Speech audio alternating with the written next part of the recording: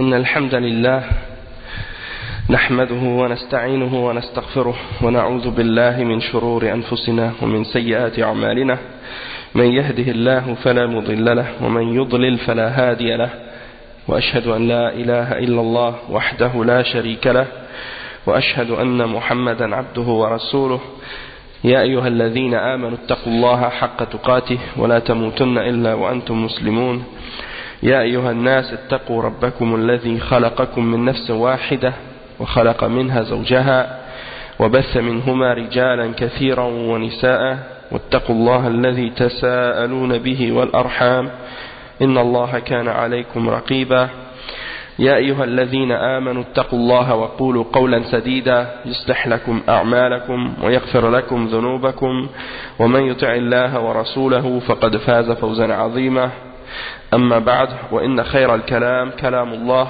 وخير الهدي هدي محمد صلى الله عليه وسلم وإن شر الأمور محدثاتها وكل محدثة بدعة وكل بدعة ضلالة وكل ضلالة في النار أما بعد. Donc aujourd'hui c'est le cours 5 dans l'explication de Al-Usul al-Sitta avec le sharh de Cheikh Ubayd al-Jabiri hafizahullah, et on est toujours dans le point numéro 3 Al-Asl al-Thalith au sujet de l'écoute et de l'obéissance du dirigeant. On a expliqué déjà les versets qui sont reliés à ce sujet-là, et on a expliqué au dernier cours les ahadiths du prophète sallallahu alayhi wa sallam qui nous indiquent ce principe, qui se réfère à ce principe. Et là aujourd'hui qu'est-ce qu'on va expliquer, Inch'Allah, c'est les paroles de nos salafs au sujet de ce sujet, les paroles de nos ulama au sujet de ce principe, pour faire comprendre en fait que c'est pas quelque chose qui est arrivé par la suite nouveau, c'est quelque chose qui fait partie même de ce que croyaient nos salaf as-salih. Ça fait partie de leur manhaj et ça fait partie des fondements de la sunna. Donc si quelqu'un par exemple contredit dans ce fondement là, c'est certain qu'il ne fait pas partie des gens de Ahlus Sunnati wal Jama'a, qu'il fait partie des gens de Bid'ah, hein? Donc le cheikh il dit al-mabhath al-thalith fi an-nuqul an a'immat as-salaf fi hadha al-bab. Donc les citations des imams de nos salafs dans ce domaine ou dans cette question. Le cheikh il dit وقد اخترنا ثلاثة منهم نبدأ بمن نرى أنه الأقدم ولعله البربهاري. يقول البربهاري رحمه الله تعالى في كتابه شرح السنة: والسمع والطاعة للأئمة فيما يحب الله ويرضاه، ومن ولي الخلافة بإجماع الناس عليه ورضاهم به فهو أمير المؤمنين، لا يحل لأحد أن يبيت ليلة ولا يرى أن ليس عليه إمام برا كان أو فاجرا، والحج والغزو مع الإمام ماض، وصلاة الجمعة خلفهم جائزة، ومن يصلى بعدها ست ركعات ويصلى بعدها ست ركعات يفصل بين كل ركعتين، وهكذا قال الإمام أحمد بن حنبل. والخلافة في قريش إلى أن ينزل عيسى ابن مريم عليه السلام، ومن خرج على إمام من أئمة المسلمين فهو خارجي، ومن خرج على إمام من أئمة المسلمين فهو خارجي قد شق عصا المسلمين وخالف الآثار، وميتته ميتة الجاهلية، ولا يحل قتال السلطان ولا الخروج عليه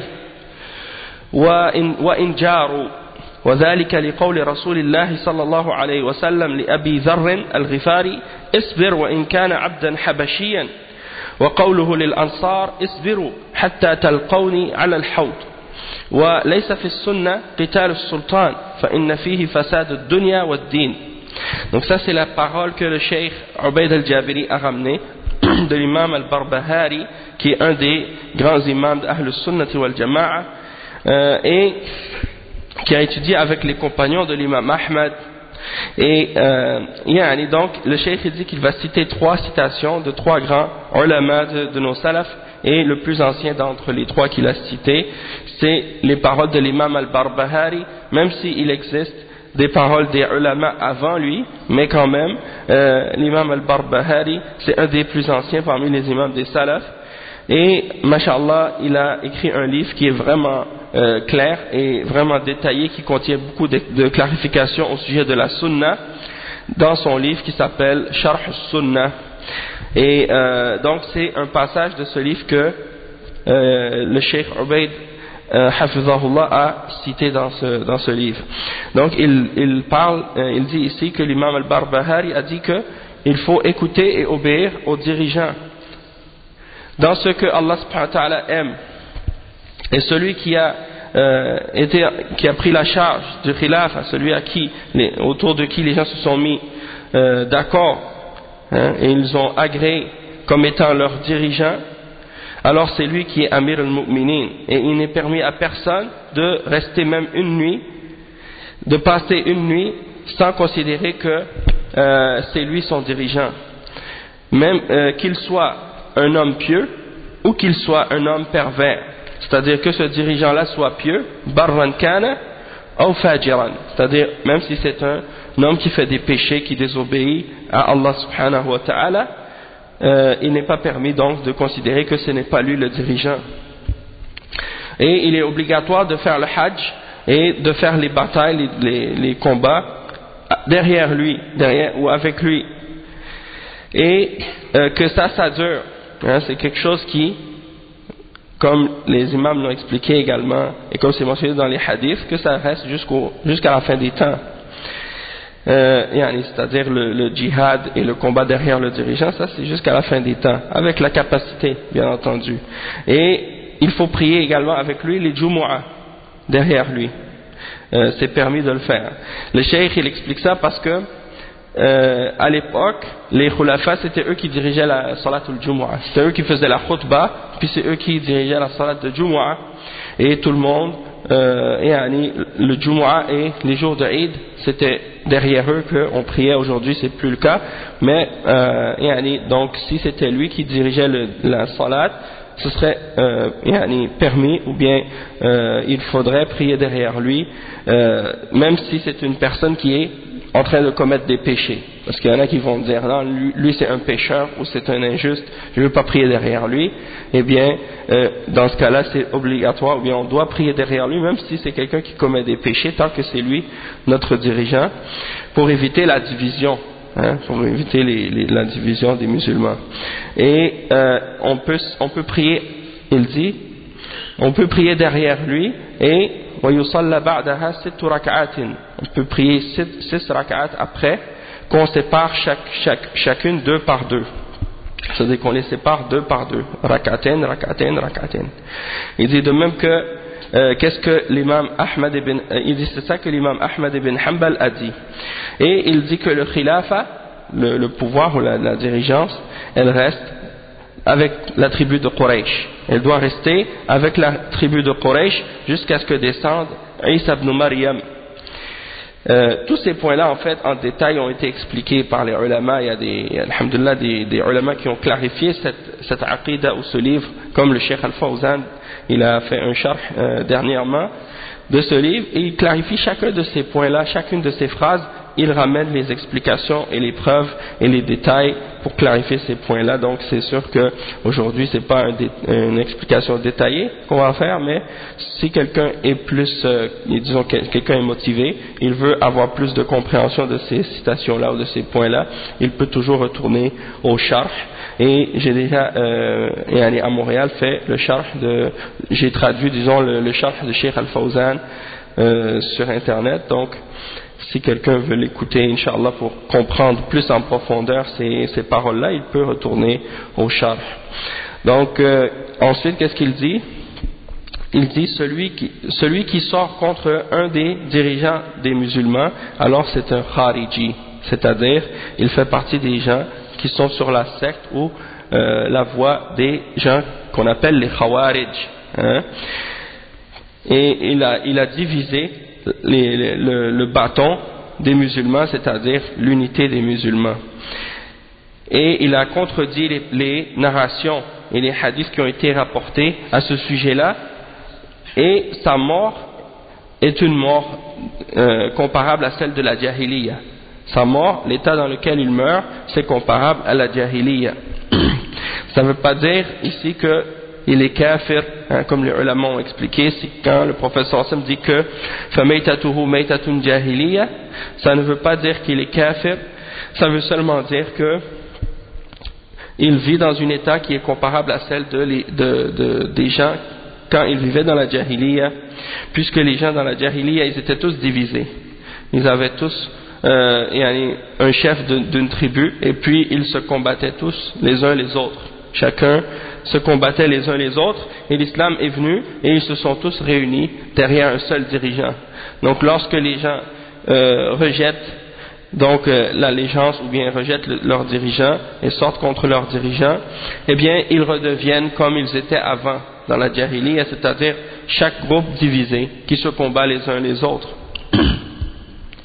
Et l'imam al-Barbahari, il dit ensuite, et il n'est pas permis de combattre le sultan, c'est-à-dire le dirigeant, ni de se rebeller contre lui ou de se révolter contre lui, même s'il fait de l'injustice. Wa in jaru, wa in jaru. Et ça c'est un des fondements, parmi les fondements d'Ahl Sunnah, c'est très important, parce que les gens de bid'a, ils ne disent pas ça. Vous n'allez pas trouver des gens de bid'a qui disent ça. Ça c'est une des caractéristiques qui distinguent les gens d'Ahl Sunnah. Les gens de bid'a, eux, ils vont dire, il faut obéir aux dirigeants tant qu'il est un bon musulman. Mais si c'est un mauvais musulman aussi, c'est un injuste, ils rejettent ce dirigeant-là complètement, et ils disent que c'est même parfois obligatoire de se révolter contre lui. Tandis qu'Ahl Sunnati wal Jama'a, ils disent non, c'est interdit de se révolter contre lui ou de se rebeller contre lui, même s'il fait de l'injustice. Hein?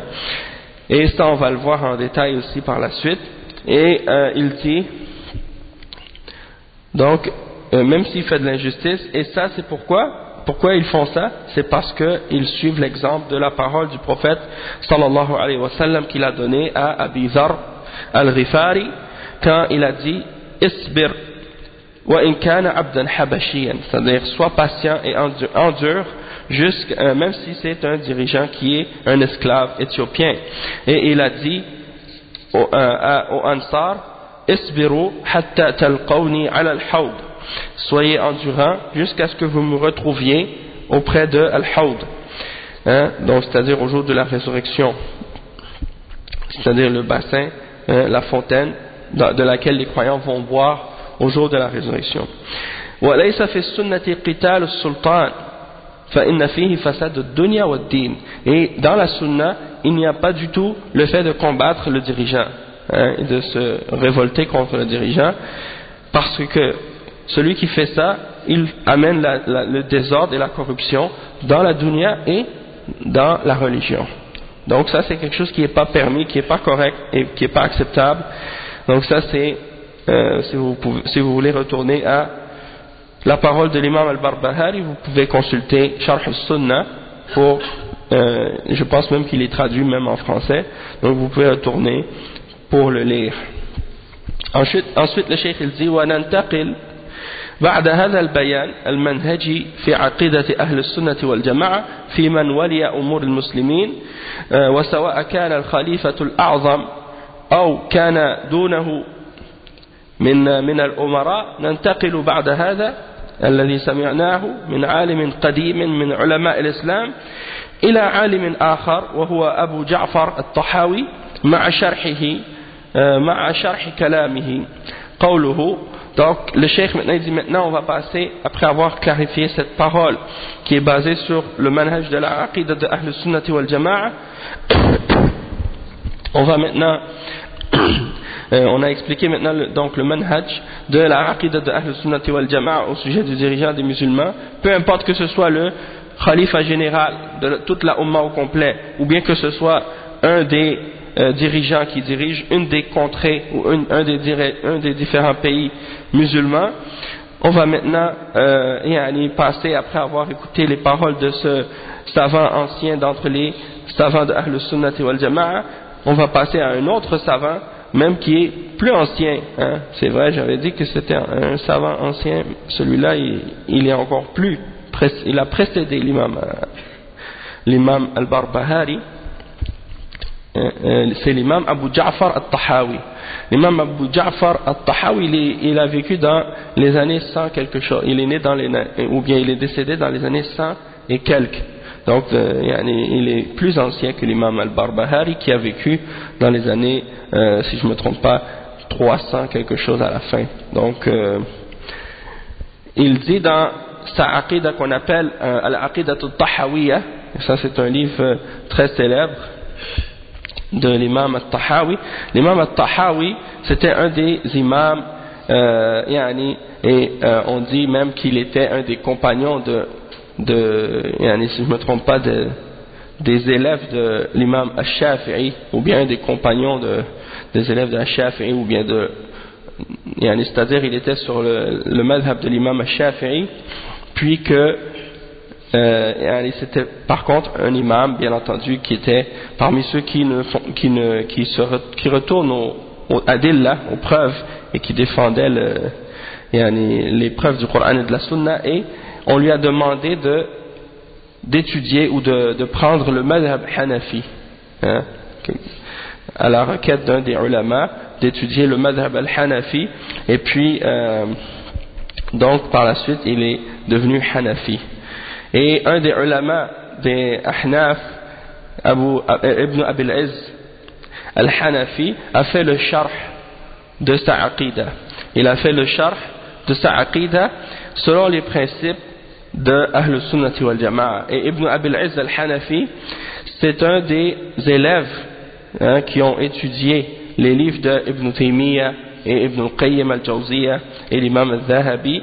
Et donc il a fait le sharh de la aqida de l'imam al-Tahawi selon les principes de Ahl Sunnati wal Jama'a, et il a réfuté en même temps les groupes de bid'a et les croyances de bid'a, parce que parfois vous allez trouver des sharhs de la aqida de l'imam al-Tahawi écrits par des Asha'ira ou bien par des Maturidiyya, surtout par des Maturidiyya. Et donc l'imam Ibn Abil Izz al-Hanafi, il a écrit ce sharh, et si vous retournez à la aqida al-Tahawiyya elle-même, vous voyez que c'est un petit livre, quelques pages seulement, peut-être même pas 10 pages, tellement que c'est petit. Et le sharh de ça, écrit par Ibn Abil Izz, il contient environ 500 pages, selon l'édition. Donc c'est un sharh vraiment approfondi et détaillé de cette aqida, et qui explique bien et qui clarifie bien qu'est-ce que l'imam al-Tahawi a voulu clarifier, puisqu'il ramène les choses à la aqida et au manhaj des salaf al-salih. Donc il explique ici, il dit قوله ولا نرى الخروج على أئمتنا وولاة أمورنا وإن جاروا ولا ندعو عليهم ولا ننزع يدا من طاعة أو من طاعتهم ونرى طاعتهم من طاعة الله عز وجل فريضة ما لم يأمروا بمعصية ندعو لهم بالصلاح والمعافاة. Donc le cheikh, l'imam al-Tahawi, il dit, et on n'est pas d'accord avec le fait de sortir contre nos dirigeants et de nous révolter contre nos dirigeants et ceux qui ont la responsabilité de nos affaires, même s'ils font de l'injustice. Et on n'invoque pas, on ne fait pas de dua contre eux, on ne fait pas de dua contre eux, et on ne retire pas notre main de leur obéissance, de l'engagement qu'on a pris, c'est-à-dire la bay'a qu'on a pris, de leur obéir. Et on considère que de les obéir, ça fait partie de l'obéissance d'Allah subhanahu wa ta'ala, et que c'est obligatoire tant qu'ils n'ont pas ordonné de commettre un péché, et en même temps on invoque Allah subhanahu wa ta'ala pour eux, pour que Allah subhanahu wa ta'ala les rende meilleurs, et que Allah subhanahu wa ta'ala leur pardonne leurs péchés. Donc ça c'est la aqida de Ahl Sunnati wal Jama'a au sujet des dirigeants, et on voit que c'est le contraire du manhaj de la plupart des gens de Hizbiyya aujourd'hui. Le cheikh ensuite il mentionne le sharh de cette parole dans le sharh de Ibn Abil Izz al-Hanafi. Il dit al-sharh قال الله تعالى يا أيها الذين آمنوا أطيعوا الله وأطيعوا الرسول وأولي الأمر منكم وفي الصحيح عن النبي صلى الله عليه وسلم أنه قال من أطاعني فقد أطاع الله ومن عصاني فقد عصى الله ومن يطع الأمير فقد أطاعني ومن عصى الأمير فقد عصاني. وعن أبي ذر الغفاري قال رضي الله عنه إن خليلي أوصاني أن أسمع وأطيع وإن كان عبدا حبشيا مجدع الأطراف وعند البخاري ولو لحبشي كان رأسه زبيبة. وفي الصحيحين أيضا على المرء المسلم السمع والطاعة فيما أحب وكره إلا أن يؤمر بمعصية فإن أمر بمعصية فلا سمع ولا طاعة. Donc le cheikh il explique ces paroles de l'imam al-Tahawi en mentionnant des hadiths et des versets à ce sujet. Donc il mentionne le verset dans Surat An-Nisa qui dit: ô vous qui avez cru, obéissez à Allah, obéissez aux messagers et à ceux d'entre vous qui détiennent le commandement. Et le hadith dans As-Sahihain, dans Al-Bukhari et Muslim, qui dit: celui qui m'a obéi, il a certes obéi à Allah, et celui qui me désobéit, il a certes désobéi à Allah. Et celui qui obéit aux dirigeants, il m'a obéi, et celui qui désobéit aux dirigeants, il m'a désobéi. Et selon Abi Dhar radiyallahu anhu, qui a dit: mon bon ami, mon Khalil, c'est-à-dire mon ami proche, mon ami intime, mon meilleur ami, il m'a conseillé d'écouter et d'obéir, même si le dirigeant est un esclave éthiopien qui a les membres coupés, les extrémités coupées de son corps. C'est-à-dire, on ne doit pas prendre en considération la personne en elle-même, dans le sens que on regarde son apparence physique ou bien son apparence extérieure, mais on regarde plutôt son statut et qu'est-ce qu'il représente. Étant donné que c'est lui le dirigeant, même s'il a plus de bras, il a plus de mains, et on lui a coupé le nez, on lui a coupé les oreilles, malgré tout, ça reste lui le dirigeant et c'est lui qui doit, c'est lui qu'on doit écouter et obéir dans le bien. Et c'est rapporté également selon Al-Bukhari, parce que on sait que à notre époque maintenant, quand on voit les koufars comment ils font leur politique et leur démocratie, souvent c'est basé beaucoup sur l'apparence. Ils choisissent un candidat qui a une belle apparence, ainsi de suite, puis si la personne n'a pas une belle apparence, les gens ne vont pas voter pour lui. Donc ça c'est un exemple de ça que l'islam nous demande justement de ne pas se fier ou de ne pas se référer uniquement à l'apparence, mais du moment que quelqu'un est notre dirigeant, eh bien c'est lui qu'on doit écouter et obéir dans le bien.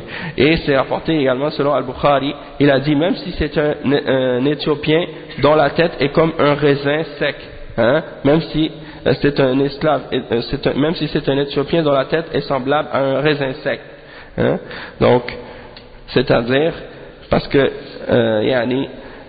il faut comprendre que peu importe qu'est-ce que tu peux penser toi ou qu'est-ce que tu peux avoir comme mépris pour l'apparence de ce dirigeant-là, si tu penses que c'est quelqu'un qui ne mérite pas d'être imam ou d'être dirigeant, comme ça arrive maintenant dans certains pays, les gens qu'est-ce qu'ils disent à propos de quelqu'un qui est au pouvoir: ah lui c'est un ignorant, il sait rien, il n'a même pas de diplôme, il n'a pas étudié, il n'a pas ci, il n'a pas ça, c'est un fermier ou quoi. Du moment que c'est lui le dirigeant, c'est lui que tu dois obéir. Et si tu as quelque chose à lui reprocher ou quelque chose à lui critiquer, l'islam nous ordonne à lui donner la nasiha et non pas à appeler à la rébellion, à la révolte ou à le critiquer et à parler dans son dos.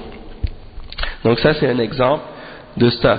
Donc il y a beaucoup de gens comme ça, et surtout à notre époque il y a des soi-disant musulmans, surtout chez les hizbiyin qui étudient chez les kuffars en Occident, puis qui par la suite critiquent les dirigeants dans les pays musulmans en disant: ah un tel il n'a pas étudié comme moi j'ai un doctorat, j'ai un PhD, j'ai un ci, j'ai un ça. Eux, c'est des gens, ils n'ont pas fait de hautes études, donc moi je mérite plus d'être dirigeant que lui, je suis plus intelligent que lui, je suis plus connaissant que lui, je suis plus ci et ça, donc c'est moi qui dois être le dirigeant. Et ils font il oppose les dirigeants et il dispute l'autorité des dirigeants, et on voit que c'est ça qui se passe souvent maintenant à l'heure actuelle. Et beaucoup de ceux qui ont pris le pouvoir des fois dans certains pays musulmans avec des coups d'État ou des choses comme ça, c'est des gens qui étaient ici en Occident, puis qu'ils sont retournés dans les pays musulmans, puis ils ont fait un coup d'État ou une rébellion. Donc ça nous montre en fait l'idée que pour que quelqu'un soit méritant d'être au pouvoir, il faut qu'il soit passé chez les kuffars. Allah musta'an. Donc le cheikh il dit ensuite وفي الصحيحين أيضا على المرء المسلم السمع والطاعة. Donc le musulman, ça c'est rapporté dans le Sahihain aussi, que le musulman il doit écouter et obéir dans ce qu'il aime et dans ce qui lui déplaît, même sauf si on lui demande de faire un péché ou de désobéir à Allah. Si on lui ordonne de désobéir, dans ce cas-là il n'y a ni écoute ni obéissance, c'est-à-dire il n'y a ni écoute ni obéissance dans ce péché-là en particulier. D'accord? Toutefois, on doit continuer quand même à l'obéir dans le reste de qu'est-ce qu'il ordonne de bien. Il ne faut pas comprendre ce hadith-là comme certains, par exemple, qui vont dire, ah, bon, là, il n'y a pas d'écoute, il n'y a pas d'obéissance s'il ordonne un péché, donc je ne lui obéis plus, et je ne l'écoute plus dans quoi que ce soit. Ça, c'est pas ce que le hadith explique en fait, mais c'est juste de dire que dans ce péché-là en particulier, tu ne dois pas l'obéir, mais tu dois continuer par la suite à l'obéir dans qu'est-ce qui est bien. وعن حذيفة بن اليمان قال كان الناس يسألون رسول الله صلى الله عليه وسلم عن الخير وكنت أسأله عن الشر مخافة أن يدركني فقلت يا رسول الله كنا في جاهلية وشر فجاءنا الله بهذا الخير فهل بعد هذا الخير من شر قال نعم قلت وهل بعد ذلك الشر من خير قال نعم وفيه دخن قلت وما دخنه قال قوم يستنون بغير سنتي ويهتدون بغير هدي تعرف منهم وتنكر فقلت وهل بعد هذا الخير من شر قال نعم دعاة على أبواب جهنم من أجابهم إليها قذفوه فيها قلت يا رسول الله صفهم لنا قال قوم من بني جلدتنا ويتكلمون بألسنتنا قلت يا رسول الله فما ترى إن أدركني ذلك قال تلزم جماعة المسلمين وإمامهم قلت فإن لم يكن لهم جماعة ولا إمام قال فاعتزل تلك الفرق كلها ولو أن تعد على أصل شجرة حتى يدركك الموت وأنت على ذلك. Donc il mentionne le hadith de Hudhayfa qu'on a déjà cité, dans lequel Hudhayfa demande au sujet du bien et au sujet du mal qui va arriver après le bien, et on a déjà lu ce hadith dans le cours précédent. Donc juste on va répéter la fin de qu'est-ce qui est mentionné dans ce hadith, que il a dit, donc il y avait le bien, l'islam, puis après est-ce qu'il va y avoir un mal, il dit oui, et après ce mal est-ce qu'il va y avoir un bien, il dit oui, mais dedans il va y avoir de la brume ou quelque chose comme ça, de la fumée ou de la brume, ça veut dire que c'est pas clair. Et il a dit qu'est-ce que c'est cette brume? Il a dit c'est des gens qui se tiennent sur autre que ma sunna et qui se guident sur autre que ma guidance, et tu vas accepter des choses d'eux, mais d'autres choses tu vas condamner ou désapprouver. Et il dit est-ce qu'après ce bien il y aura un mal? Il a dit oui, c'est des gens qui appellent aux portes de l'enfer, ceux qui leur répondent ils seront jetés dedans.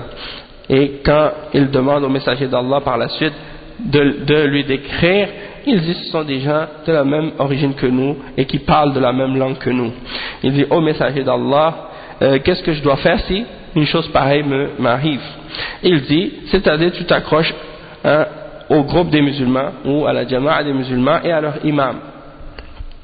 Il dit, et si à cette période-là il n'y a pas de jama'a et il n'y a pas d'imam, qu'est-ce que je fais? Il a dit dans ce cas-là tu t'écartes de tous ces groupes, et même si tu dois t'accrocher au tronc d'un arbre jusqu'à ce que la mort t'atteigne, alors tu restes comme ça.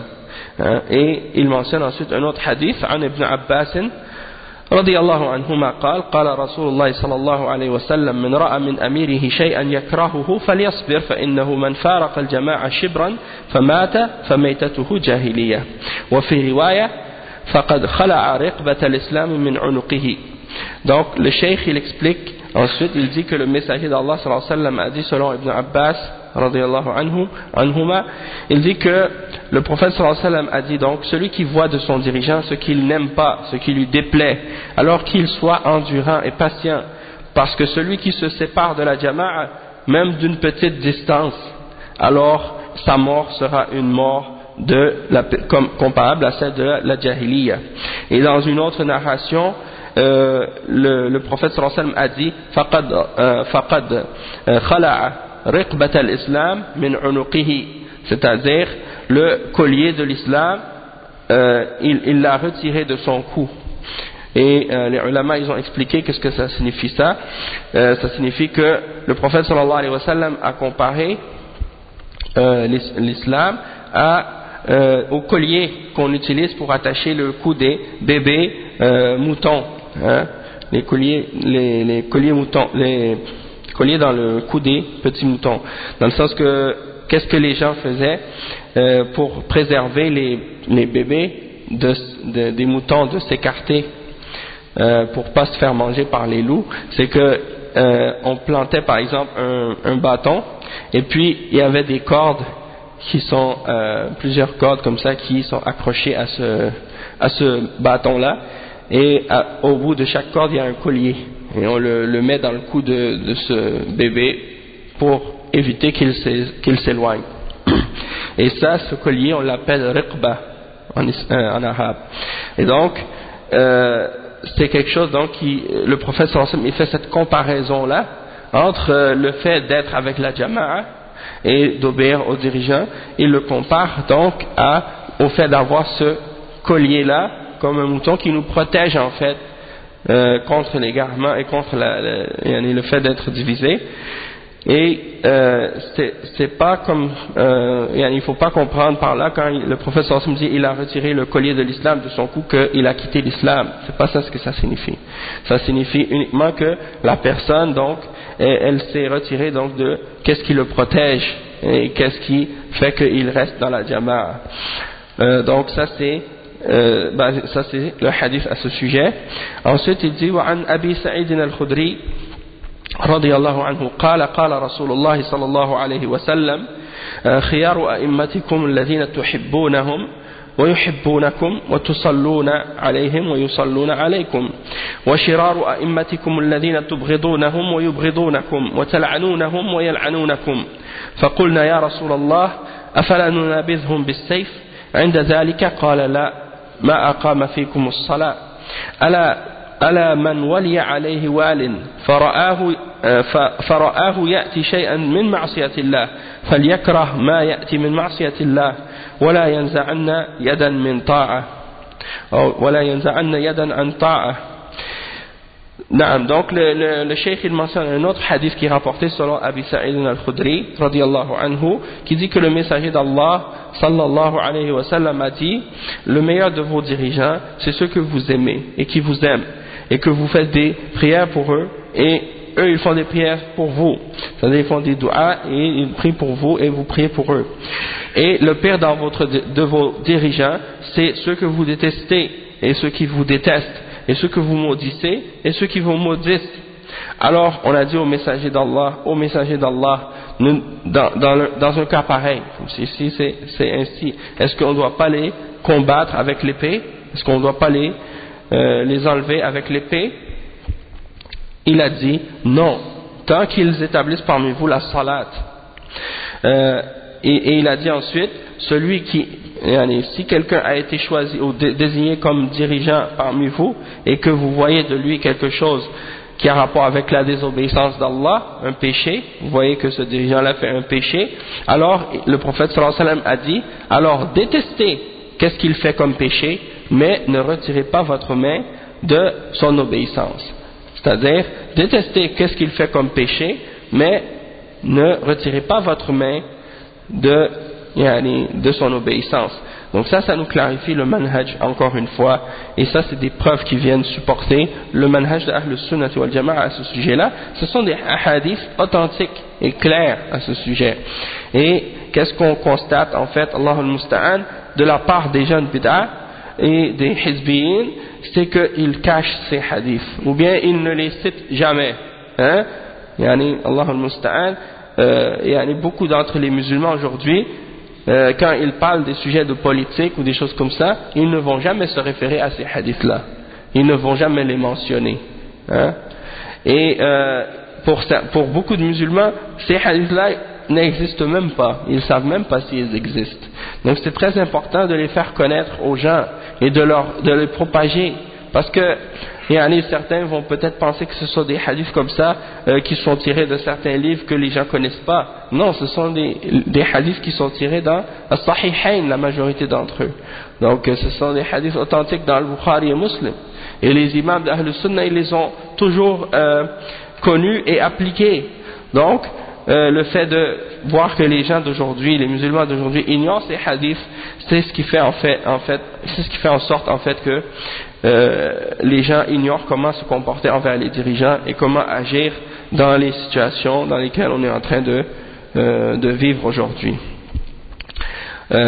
Donc Cheikh il dit ensuite فقد دل الكتاب والسنة على وجوب طاعة أولي الأمر يأمر بمعصية نعم وجوب طاعة أولي الأمر ما لم يأمروا بمعصية فتأمل. Des fois il y a des fautes de frappe dans les livres ou des oublis ou des choses comme ça, donc il faut faire attention يعني.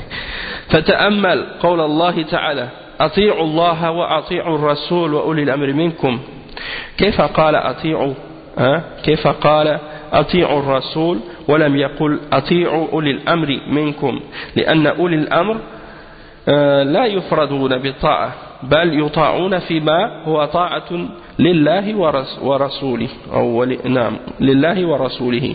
وأعاد الفعل مع الرسول صلى الله عليه وسلم لأنه من يطيع الرسول فقد أطاع الله، فإن الرسول صلى الله عليه وسلم لا يأمر بغير طاعة الله بل هو معصوم من ذلك.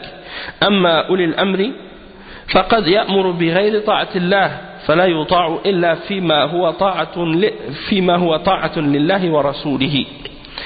نعم. Donc le cheikh il explique ensuite que donc c'est ce que le Coran et la Sunna ont prouvé, ont établi comme preuve, que c'est obligatoire d'obéir aux dirigeants tant qu'ils n'ordonnent pas de commettre un péché. Et donc méditez sur la parole d'Allah subhanahu wa ta'ala dans le verset lorsqu'il dit obéissez à Allah et obéissez aux messagers et à ceux d'entre vous qui détiennent le commandement. Comment Allah subhanahu wa ta'ala a dit obéissez aux messagers et il n'a pas dit par la suite obéissez à ceux qui détiennent le commandement après vous, parce que ceux qui détiennent le commandement leur obéissance elle n'est pas inconditionnelle,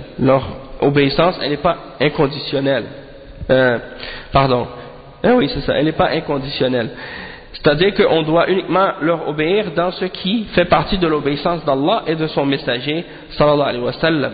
Allah subhanahu wa ta'ala, après avoir dit obéissez à Allah, il a répété le verbe impératif avant ou devant le messager sallallahu alayhi wa sallam en disant et obéissez au messager, parce que le messager sallallahu alayhi wa sallam celui qui l'obéit c'est comme s'il a obéi à Allah.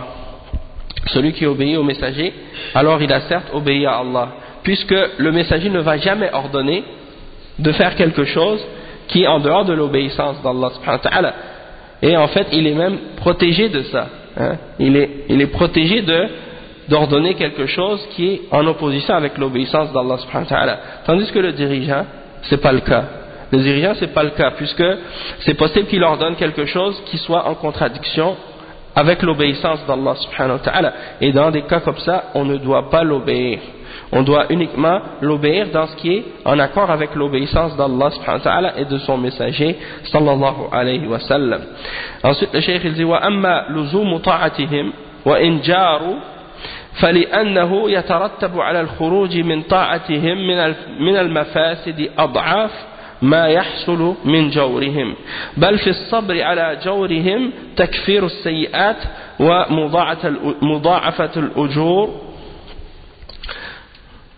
ومضاعفة الأجور فإن الله تعالى ما سلطهم علينا إلا لفساد أعمالنا والجزاء من جنس العمل فعلينا الاجتهاد في الاستغفار والتوبة وإصلاح العمل.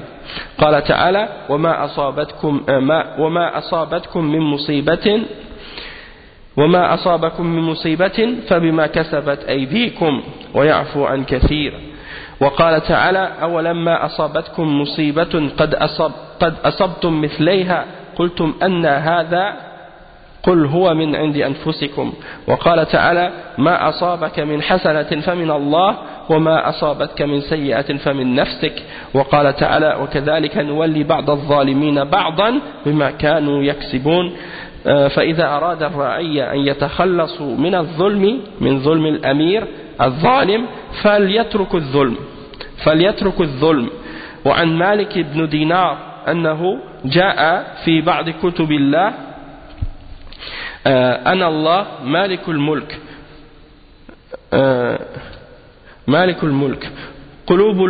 قلوب الملوك بيدي فمن أطاعني جعلتهم عليه رحمة ومن عصاني جعلتهم عليه نقمة فلا تشغلوا أنفسكم بسب الملوك ولكن توبوا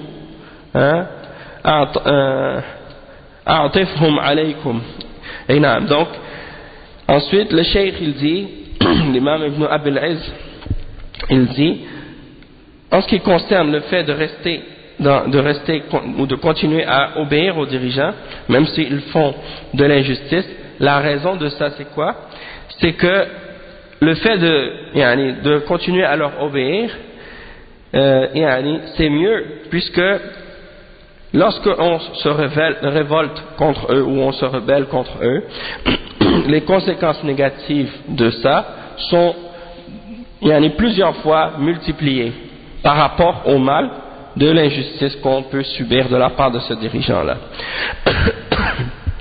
Donc en fait c'est sûr que le fait que ce dirigeant-là soit injuste, c'est sûr que on subit beaucoup de tort, on subit beaucoup de mal. Mais ce mal, il n'est rien par rapport au mal qu'on va subir si on sort contre lui et on se révolte contre lui. Et on voit qu'est-ce qui se passe dans les pays où les gens se sont révoltés et où il n'y a plus de sécurité dans la société, il n'y a plus d'ordre. Donc ça c'est des exemples du danger de sortir contre les dirigeants, puisque ça ramène plus de désordre que celui qu'on veut enlever. Et le cheikh il dit ensuite un point très important, il dit que Allah subhanahu wa ta'ala les a uniquement placés sur nous à cause de nos mauvaises actions et à cause de la corruption qui existe dans nos œuvres. Et donc c'est comme si en réalité Allah subhanahu wa ta'ala il nous punit par des dirigeants injustes à cause de nos mauvaises actions et à cause de notre injustice. Donc il dit qu'il faut qu'on fasse dans ce cas-là beaucoup d'efforts pour demander pardon à Allah subhanahu wa ta'ala et pour nous repentir et pour réformer nos œuvres, pour que par la suite Allah subhanahu wa ta'ala nous enlève donc cette injustice-là et nous ramène quelque chose de mieux à la place. Et il mentionne des versets dans le Coran qui indiquent que, comme par exemple, ce qui vous atteint comme malheur, c'est à cause de ce que vos mains ont acquis. Et il pardonne beaucoup. Et il mentionne un autre verset dans lequel Allah subhanahu wa ta'ala il dit, est-ce que lorsque vous avez été atteint par un malheur alors que les kuffars ont été atteints du double, vous dites d'où est-ce que vient ce malheur-là ou bien cette défaite? Alors dit, ça vient de vous-même, c'est-à-dire ça vient de vos péchés. C'est à cause de vos péchés, Allah subhanahu wa ta'ala l'a prédestiné sur vous à cause des péchés que vous avez faits. Et il mentionne un autre verset dans lequel Allah subhanahu wa ta'ala a dit, ce qui vous atteint comme bien, ça vient d'Allah subhanahu wa ta'ala, et ce qui vous atteint comme malheur, quelque chose de mal, alors ça vient de vous-même. Qu'est-ce qui vous atteint comme bien, ça vient d'Allah, et qu'est-ce qui vous atteint comme mal, ça vient de vous-même, c'est-à-dire Allah subhanahu wa ta'ala vous l'a prédestiné à cause de vos péchés. à cause de vos péchés. Et il mentionne également un autre verset dans lequel Allah subhanahu wa ta'ala dit, et c'est ainsi que nous mettons certains injustes au-dessus d'autres injustes. C'est-à-dire Allah subhanahu wa ta'ala donne le pouvoir à certains injustes sur d'autres injustes, sur les injustes, à cause de ce qu'ils ont acquis. Donc c'est comme c'est pour dire que si on a des dirigeants qui sont injustes, c'est à cause de nous-mêmes, en fait, de nos péchés et de notre injustice. Et ça c'est quelque chose qui nous fait réfléchir et qui nous fait comprendre en fait l'erreur des gens aujourd'hui qui font des manifestations et qui font des révoltes dans les pays musulmans, puisque ils ont adopté la mentalité des kuffars. La mentalité des kuffars, c'est la mentalité de toujours essayer de blâmer quelqu'un d'autre pour le mal qui nous arrive et de jamais accepter de prendre aucune responsabilité pour le mal qu'on fait. Donc vous voyez les kuffars par exemple, quand ils font leur campagne électorale ou bien quand ils appellent les gens à voter pour eux, ils sont toujours en train de victimiser les gens, en train de dire aux gens on vous a manqué dans vos droits, on vous a manqué dans vos on ne vous a pas donné qu'est-ce que vous méritez, et donc moi je vais venir et puis je vais vous donner tous vos droits, puis je vais vous donner qu'est-ce que vous méritez, ainsi de suite. Et cette mentalité là aussi elle existe chez les gens, de dire que nous on veut nos droits, on veut pouvoir jouer de tout ce qui est bien nous aussi, et c'est notre droit et on le veut à tout prix. Et ils oublient leur propre injustice et le mal qu'ils font, et ils ne prennent aucune responsabilité pour ça. C'est comme si, comme je disais l'autre jour, la même chose. Ils pensent que tout ce qui arrive comme mal, c'est uniquement à cause du dirigeant, et ils oublient qu'eux-mêmes ils sont injustes.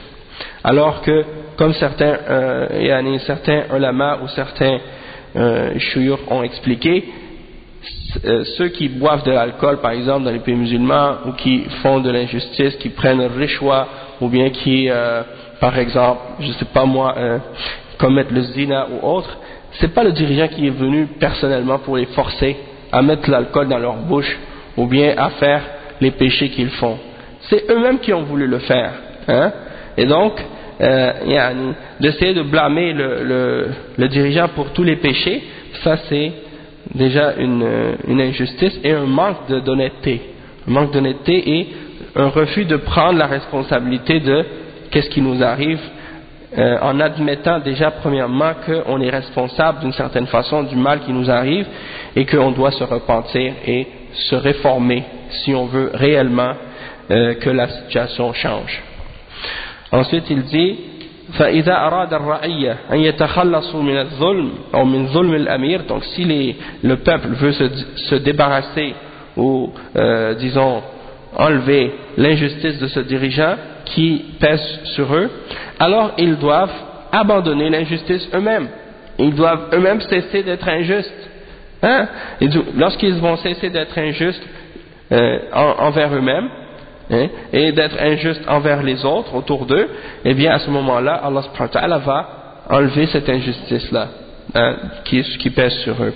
Et il a été rapporté selon Malik ibn Dinar que il a dit que dans certains livres d'Allah subhanahu wa ta'ala, il était écrit que Allah subhanahu wa ta'ala aurait dit je suis Allah subhanahu wa ta'ala le maître des rois, ou le roi des rois.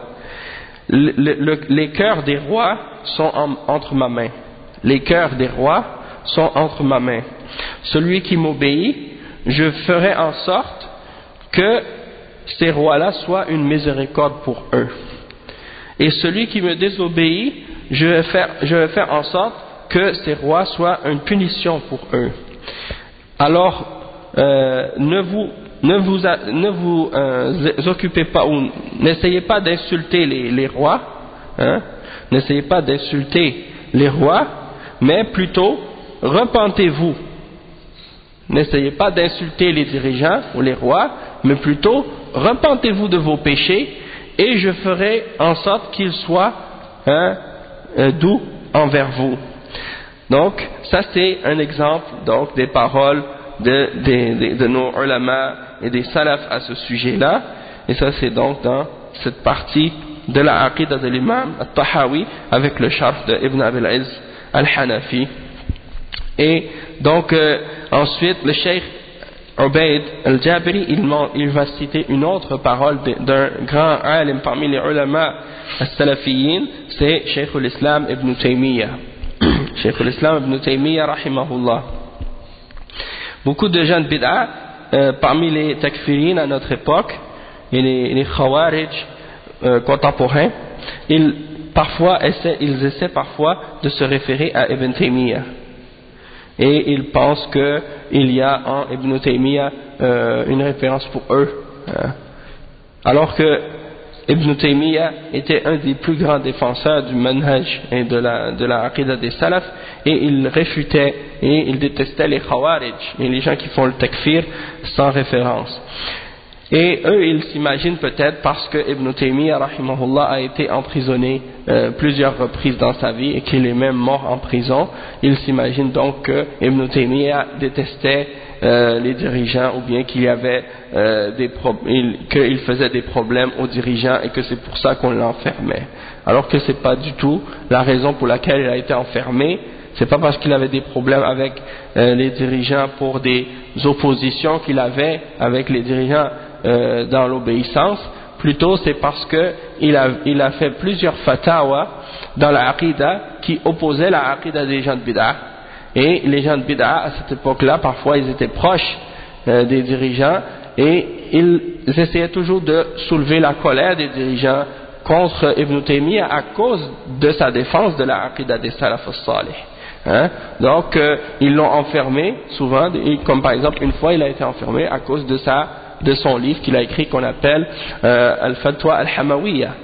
Donc cette Fatwa Al-Hamawiyya dans laquelle il a réfuté la aqidah des Asha'ira, eh bien ça a tellement enragé les Asha'ira qu'ils ont tout fait pour l'arrêter et pour le faire emprisonner à cause de cette aqidah et de cette fatwa.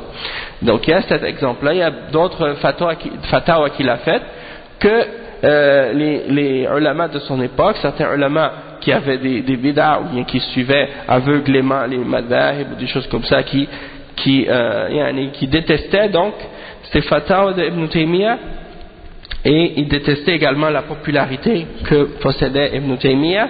Alors ils faisaient tout ce qu'ils pouvaient pour justement l'écarter, le mettre à l'écart, lui donner des problèmes. Et c'est pour ça qu'il a été enfermé. C'est pas parce que comme ces gens-là ils s'imaginent qu'il était en prison parce qu'il se révoltait contre les dirigeants ou des choses comme ça. Il n'est pas du tout, bien au contraire. Ibn Taymiyyah était parmi les musulmans qui défendaient le manhaj des salaf au sujet de l'obéissance et de l'écoute des dirigeants. Il dit وَنَنْتَقِلُ إِلَى مَا كَتَبَهُ علم من أعلام الهدى إمام من أئمة المسلمين وهو شيخ الإسلام ابن تيمية رحمه الله الجزء الخامس والثلاثين من مجموع الفتاوى الصفحة الخامسة. Donc si vous voulez savoir la référence à ce sujet-là et des paroles de Ibn Taymiyyah, le cheikh il donne la référence. Il dit donc on vous ramène maintenant à ce que un de nos grands ulama, un des imams parmi les imams des musulmans, on dit, c'est Cheikh al-Islam Ibn Taymiyyah rahimahullah dans le volume 35 de Majmou' Fatawa, le volume 35 de Majmou' Fatawa à la page 5. Le Cheikh il dit قال رحمه الله أما بعد فهذه قاعدة مختصرة في وجوب طاعة الله ورسوله في كل حال على كل حال وإنما أمر الله به ورسوله من طاعة الله وولاة الأمور ومناصحتهم واجب وغير ذلك من الواجبات. Donc le cheikh il explique donc dans ce livre, dans ce volume, il y a un livre ou une risala au sujet de l'obéissance des dirigeants et de la position donc de Ahl Sunnati wal Jama'a à ce sujet-là. Et Ibn Taymiyyah il dit à l'introduction de cette risala que ça c'est une règle résumée au sujet de l'obéissance d'Allah et de son messager dans toute situation, dans toutes circonstances, et que tout le monde est obligé de ça, fi kulli hal wa ala kulli ahad, Et que parmi ce que Allah subhanahu wa ta'ala et son messager ont ordonné, il y a l'obéissance d'Allah et l'obéissance des dirigeants. L'obéissance des dirigeants et le fait que leur donner la nasiha est quelque chose d'obligatoire. Ainsi que beaucoup d'autres obligations également. Donc il mentionne les versets à ce sujet-là. Il قال الله تعالى إن الله يأمركم أن تؤدوا الأمانات إلى أهلها وإذا حكمتم بين الناس أن تحكموا بالعدل إن الله نعم ما يعظكم به إن الله كان سميعا بصيرا وقال تعالى يا أيها الذين آمنوا أطيعوا الله وأطيعوا الرسول وأولي الأمر منكم فإن تنازعتم في شيء فردوه إلى الله والرسول إن كنتم تؤمنون بالله واليوم الآخر ذلك خير وأحسن تأويلا فأمر الله المؤمنين بطاعته وطاعة رسوله وأولي الأمر منهم كما أمرهم أن يؤدوا الأمانات إلى أهلها وإذا حكموا بين الناس أن يحكموا بالعدل وأمرهم إذا تنازعوا في شيء أن يردوه إلى الله والرسول قال العلماء الرد إلى الله هو الرد إلى كتابه والرد إلى الرسول بعد موته هو الرد إلى سنته. Donc le cheikh il commence donc en mentionnant le verset qui dit Allah subhanahu wa ta'ala vous ordonne de remettre les dépôts à qui ils reviennent, c'est-à-dire lorsque quelqu'un nous donne une amana, de remettre cette amana. Et lorsque vous jugez entre les hommes, jugez avec justice.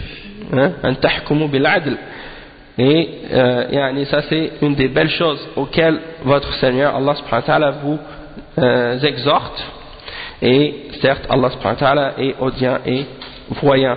Et il mentionne le verset dans Surat An-Nisa, verset 59, dans lequel il dit: ô vous qui avez cru, obéissez à Allah, obéissez aux messagers et à ceux d'entre vous qui détiennent le commandement, et si vous divergez en quoi que ce soit, alors ramenez-le à Allah et à son messager. Si vous croyez réellement en Allah et au jour dernier, ce sera meilleur pour vous et d'une meilleure conclusion. Donc il résume qu'est-ce que contient ces deux versets-là en disant que Allah nous ordonne aux croyants d'écouter, d'obéir à Allah, d'obéir aux messagers et aux dirigeants. Puis il ordonne de remettre les dépôts à ceux à qui ils reviennent et de juger entre les hommes en toute justice, et il ordonne également de ramener les divergences à Allah et à son messager.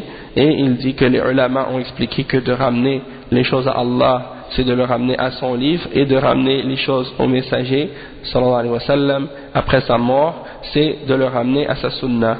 Et il mentionne ensuite, il dit وقال تعالى كان الناس أمة واحدة فبعث الله النبيين مبشرين ومنذرين وأنزل معهم الكتاب بالحق ليحكم بين الناس فيما اختلفوا فيه وما اختلف فيه إلا الذين أوتوه من بعد ما جاءتهم البينات بغيا بينهم فهدى الله الذين آمنوا لما اختلفوا فيه من الحق بإذنه والله يهدي من يشاء إلى صراط مستقيم فجعل الله الذي أنزله هو الذي فجعل الله الذي أنزله هو الذي يحكم بين الناس فيما اختلفوا فيه. وفي صحيح مسلم وغيره عن عائشة رضي الله عنها أن النبي صلى الله عليه وسلم كان إذا قام يصلي بالليل يقول اللهم ربي جبرائيل وميكائيل وإسرافيل فاطر السماوات والأرض عالم الغيب والشهادة أنت تحكم بين عبادك فيما كانوا فيه يختلفون اهدني لما اختلف فيه من الحق بإذنك إنك تهدي من تشاء إلى صراط مستقيم. Donc il mentionne un verset dans Surat Al-Baqarah dans lequel Allah subhanahu wa ta'ala dit que les hommes ne formaient qu'une seule communauté et Allah subhanahu wa ta'ala leur a envoyé des prophètes comme annonciateurs de bonnes nouvelles et comme avertisseurs d'un châtiment, et il a fait descendre avec eux le livre en toute vérité pour que les hommes puissent juger dans les choses sur lesquelles ils divergent. Et ceux qui ont divergé, ils ont par la suite, ceux qui ont divergé après que le livre soit révélé, ils ont uniquement divergé entre eux après que les preuves claires leur soient parvenues par Bariyan baynahum, c'est-à-dire par animosité ou par envie les uns contre les autres, ou par transgression les uns contre les autres, et Allah subhanahu wa ta'ala a guidé ceux qui ont cru d'entre eux vers la vérité, dans les choses sur lesquelles ils ont divergé. Donc c'est pour faire comprendre en même temps, comme Allah il le dit ici, que Allah il guide ceux qui croient à la vérité, hein, dans les choses sur lesquelles on diverge, et Allah guide qui il veut vers un droit chemin. Et il dit ensuite donc que Allah subhanahu wa ta'ala il a fait du livre qu'il a révélé, il a fait du livre qu'il a révélé la chose par laquelle les gens doivent juger lorsqu'ils ont des divergences. Et il mentionne le hadith rapporté par l'imam Muslim dans son Sahih selon Aïcha radiyallahu anha, qui dit que le prophète sallallahu alayhi wa sallam, lorsqu'il se levait la nuit pour prier, il disait un dua, et c'est le dua suivant: ô Allah, Seigneur de Jibra'il et de Mikaïl et de Israfil, créateur des cieux et de la terre, connaisseur de l'invisible et de ce qui est apparent, c'est toi qui juges entre ton serviteur ou entre tes serviteurs dans les choses dans lesquelles ils ont divergé. Guide-moi parmi les choses dans lesquelles ils ont divergé vers la vérité par ta permission. Certes, c'est toi qui guides qui tu veux vers un droit chemin. Il dit: وفي صحيح مسلم وفي صحيح مسلم عن أبي تميم عن تميم الداري رضي الله عنه قال: قال رسول الله صلى الله عليه وسلم: الدين النصيحة الدين النصيحة الدين النصيحة.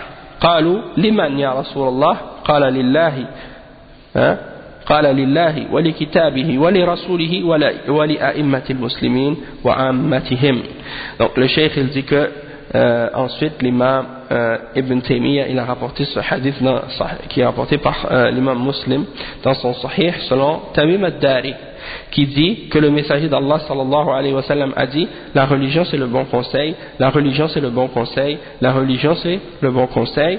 Ou bien on peut dire aussi an-nasiha, que ça veut dire la sincérité aussi, puisque ça peut avoir plusieurs significations aussi.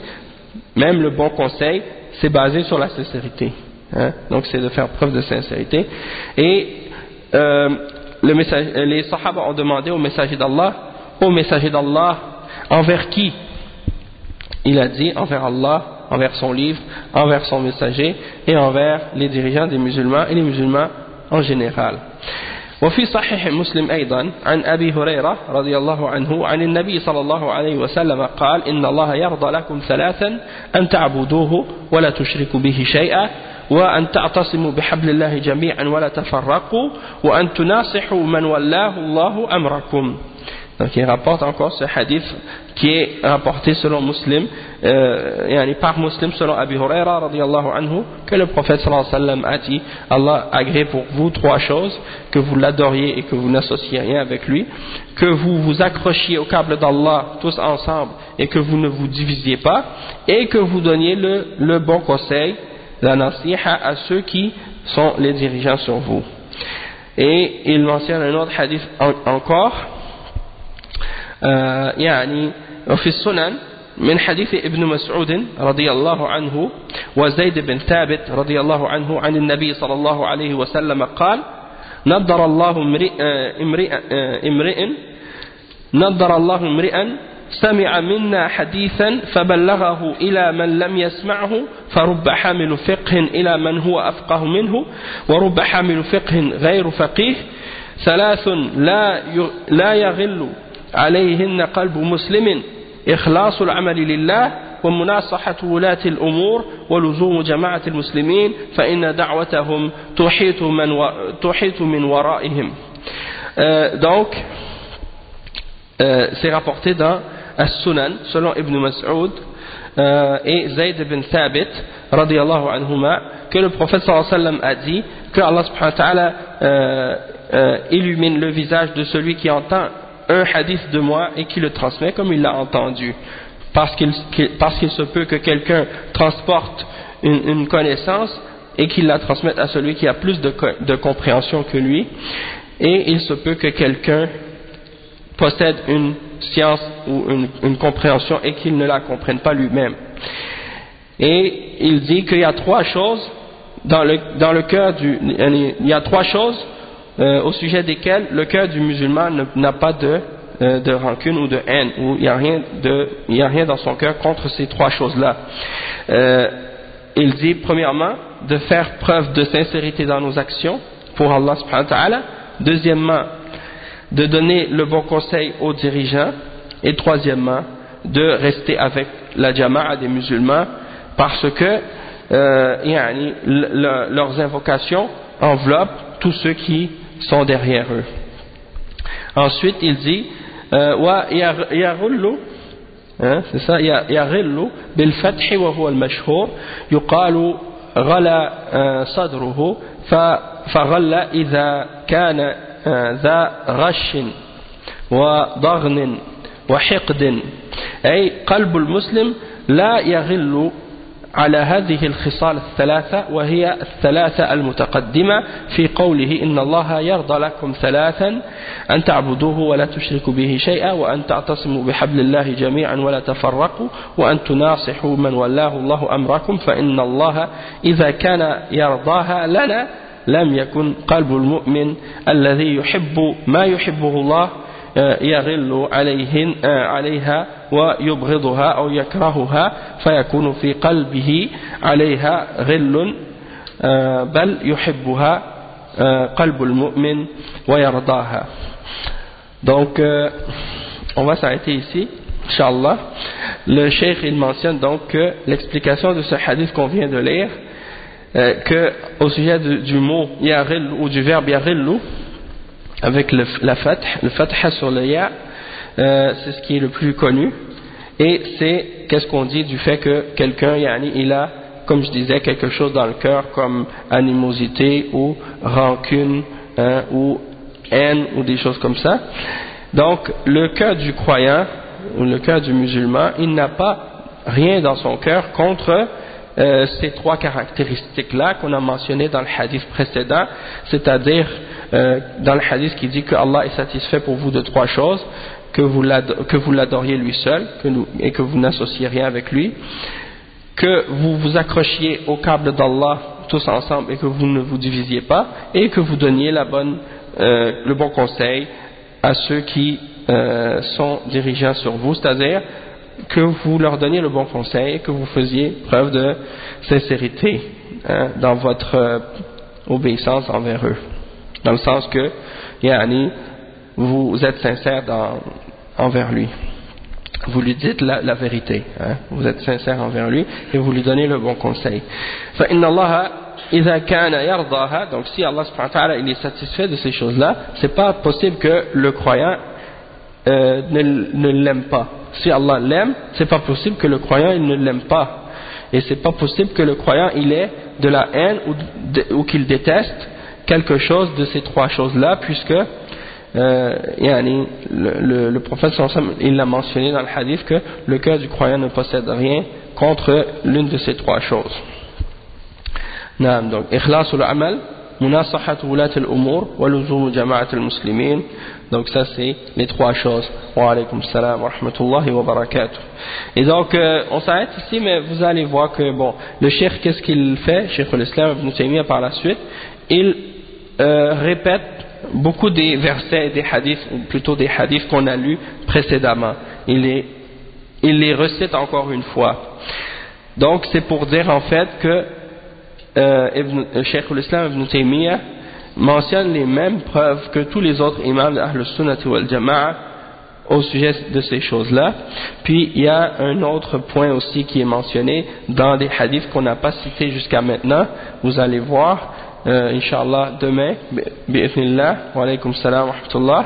Donc vous allez voir demain, et ça c'est un point très important qui répond justement à certaines choses qui se passent aujourd'hui par rapport à justement les choses qu'on reproche à certains dirigeants et le comportement et l'attitude qu'on doit avoir ou comment on doit réagir dans ces situations-là et envers ces dirigeants qui font parfois de l'injustice.